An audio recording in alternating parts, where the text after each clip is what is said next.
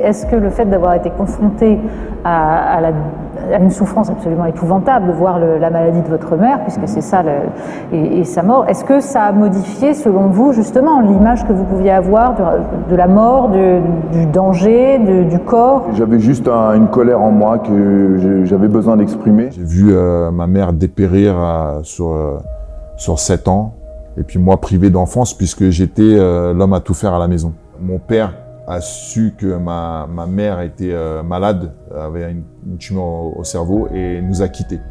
Donc, si tu veux, j'avais l'exemple de ce qu'il faut pas être quand on est père. Quand tu vois ta mère mourir à petit feu et décéder, et que tu as cet âge-là et que pour toi ça représente ta vie, ça représente ton univers, ta mère c'est ta mère, tu vois. Donc quand elle meurt à petit feu et qu'elle meurt, ce qui me remplit à ce moment-là, c'est de la colère, c'est de la rage. T'en veux au monde entier en fait. Un sentiment d'injustice? Ouais, énormément. Quand je suis arrivé en France, je voulais absolument faire des sports de combat. Donc je me suis tourné vers les sports de boxe pied-point, avec la boxe française, le kickboxing et la boxe thaï. Putain, c'est ça que je veux faire. C'est ça que je veux. Mamie, c'est ça que je veux faire. Je vais être champion du monde.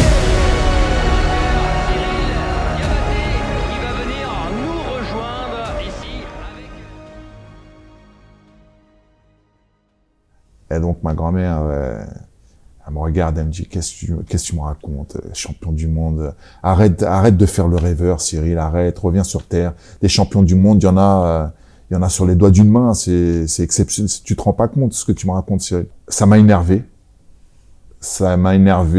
énormément, qu'elle croit pas en moi, et ça a donné du carburant à mon moteur. Mais en fait, les gens qui ont douté en moi à travers ma carrière n'ont fait qu'attiser le feu, tu vois. Le fait d'imaginer que ma mère puisse voir mon évolution et puisse voir les différentes étapes et puisse me voir devenir champion. Ça a été un carburant énorme aussi. Et puis vouloir rendre les gens fiers, tu vois. Ma tante, ma grand-mère. Le seul club sérieux de boxe pied-point qu'il y avait à Rueil Malmaison, c'était une section de boxe française qui était tenue par Robert Paturel, qui est une légende de la police nationale, qui a été un membre fondateur du RAID. Je l'ai connu, j'avais 18 ans et ça a été un tournant parce que c'est là où j'ai commencé la boxe. Il m'a aussi aidé à me donner confiance en moi et suffisamment confiance en moi pour aller jusqu'au bout du truc, tu vois, d'aller chercher ces victoires et ces titres. Un modèle de ce qu'on doit être quand on est un mec, tu vois, courageux, digne. Et donc, j'ai été influencé par ce mec-là, tu vois, qui était pour moi l'incarnation du super-héros, du mâle alpha, et je voulais devenir comme lui, je voulais devenir un champion. Et même avant de m'inscrire chez lui, je voulais déjà être champion de boxe. Donc, ça fait que confirmer ce sentiment. Si tu regardes tous les champions de sport comme ça, de sport, on va dire, entre guillemets, dur, il y a toujours une thérapie. On utilise la pratique sportive des sports comme ça, comme une thérapie pour aller mieux, en fait. L'ego, c'est ce qui fait de toi ce que tu vas être, tu vois. Tu ne peux pas prétendre devenir numéro 1 dans ton domaine, peu importe le domaine, tu ne peux pas prétendre devenir numéro 1 si c'est pas drivé par ton ego. Sinon, tu te contentes d'être numéro 30.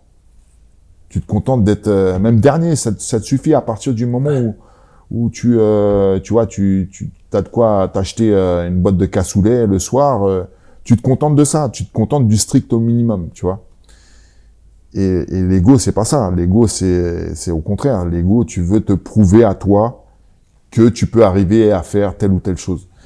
Et donc moi, j'ai jamais eu de problème avec le fait d'affirmer, en tout cas, ce que je voulais devenir, ce que je voulais faire, ce que je voulais accomplir.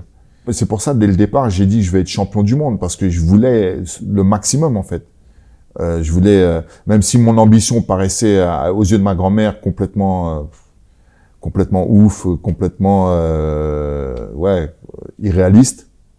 Je voulais ce qu'il y avait et s'il y avait un championnat de l'univers, j'aurais voulu être champion de l'univers, tu vois. à un certain moment, ton ego, c'est aussi un carburant. C'est aussi ce qui te permet de te visualiser en tant que champion, en tant que numéro 1, c'est aussi ce qui te permet de pas perdre ton objectif de vue. Tu vois, parce que si t'as pas un ego qui te permet de te projeter dans un avenir et te projeter avec une évolution radicale, tu vois, c'est ton ego qui te permet de faire ça. Sinon, si t'as pas l'ego, bah tu te vois faire une évolution comme ça, tu vois. Alors que plus t'as de l'ego et plus tu te vois au sommet de la montagne. Je dois énormément aux arts martiaux et au sport de combat.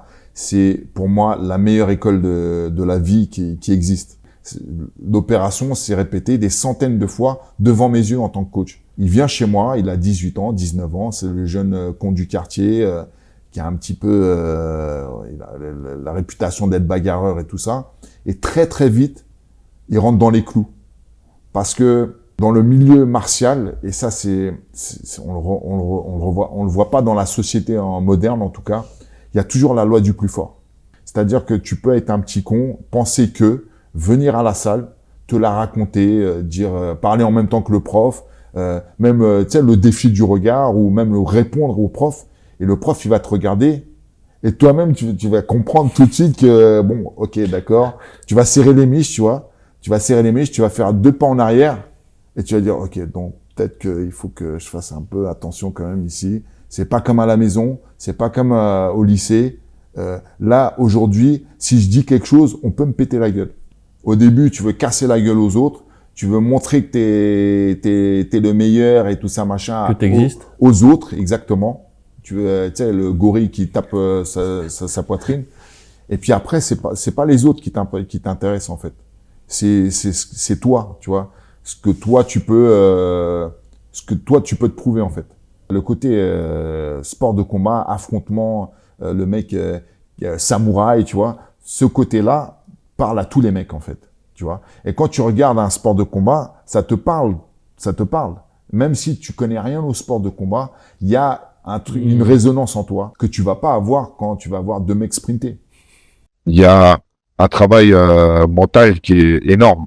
D'ailleurs, je pense que c'est clairement le travail le plus important pour un combattant. Pour moi, clairement, les sports de combat, les arts martiaux, c'est surtout la façon l'aspect le plus important, c'est préparer ton cerveau, préparer ton mental à l'affrontement. Et une des façons les plus efficaces pour préparer ce mental, c'est l'entraînement. Et un entraînement régulier, inconfortable, et puis pendant des années. Voilà. Vois le mental comme une armure de combat. Donc ton armure de combat, tu t'es obligé de l'entretenir. T'es obligé de la polir, t'es obligé de l'huiler. Tu vois, tu en prends soin de ton armure de combat. Et dès lors où tu commences à parler, à penser que ton armure de combat, tu vas sur le futur champ de bataille, tu vas l'escaper, tu vas la cabosser, tu vas la rayer, tout ça machin, bah en fait tu te fais du mal à toi-même en fait, avant le combat. Tu vois, tu peux pas te permettre d'aller en combat avec un mental où tu te dis ah ben je vais avoir mal, ah je vais me blesser, ah je vais faire ci, je vais avoir une cicatrice, tu comprends, tu es obligé d'entretenir ton cerveau, d'entretenir ton mental, ton armure de combat en l'illustrant, en lui faisant du bien, en te persuadant que t'es le plus fort, t'es le plus beau, t'as une meilleure technique que ton adversaire, que t'es intouchable, que t'es un champion, que voilà, c'est comme ça que tu entretiens ton mental. Et dès lors où tu commences à penser au négatif, bah tu t'affaiblis en fait. La pratique des sports de combat, des arts martiaux, ça a été pour moi une thérapie. Ça m'a permis de me guérir de plein de choses. En tout cas, de pas avoir mon esprit accaparé par plein de choses. Et c'est ce qui m'a forgé, c'est ce qui m'a permis de me forger un esprit de champion, on va dire. Je pense que j'aurais été plus fort si j'avais été suivi, tu vois, par exemple, si j'avais vu un psy ou un coach mental ou un sophrologue. La partie la partie thérapie. Ouais. Ouais, j'ai complètement survolé parce que j'y croyais pas. Et il a fallu que je vive des événements tragiques entre guillemets après ma carrière pour me rendre compte de l'importance du psychisme sur toute ta vie en fait, et notamment ta vie de sportif. Aujourd'hui, très simplement, tu fais quoi pour cette santé mentale aujourd'hui, puisque tu en as pris conscience? Ouais, alors j'ai consulté, j'ai fait une psychothérapie pendant presque 2 ans. J'ai fait aussi un peu de sophrologie. J'ai vu un coach mental qui travaille avec différentes méthodes, mais qui est vraiment efficace, qui suit maintenant des sportifs de mon équipe. J'ai 49 ans. Je m'appelle Cyril Diabaté, j'ai été plusieurs fois titré dans différents sports de combat. J'ai été 4 fois champion du monde notamment. J'ai pratiqué surtout de la boxe pied-point en commençant par la boxe thaï, le kickboxing et la boxe française. Et j'ai été vers le MMA, disons vers le milieu et la fin des années 90. J'ai terminé ma carrière en 2014 à l'UFC.